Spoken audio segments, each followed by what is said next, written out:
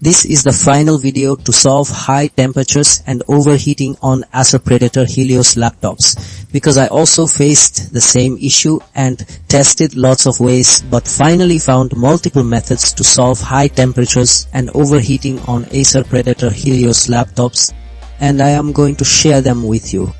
First, addressing physical cleaning is crucial. Dust and debris accumulate within the fan blades and heatsink fins, acting as an insulating layer that traps heat and severely restricts proper airflow.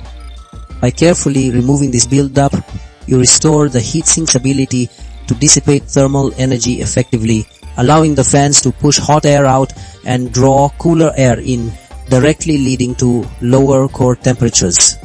Second, updating your drivers and BIOS ensures your hardware operates at peak efficiency. Outdated graphics or chipset drivers can cause components like the GPU and CPU to work harder than necessary, consuming more power and generating excess heat. BIOS updates often contain critical thermal management optimizations, refining fan curves and power delivery schemes to prevent thermal throttling and maintain stable operating temperatures. Third, optimizing power management settings provides a direct way to curb heat generation.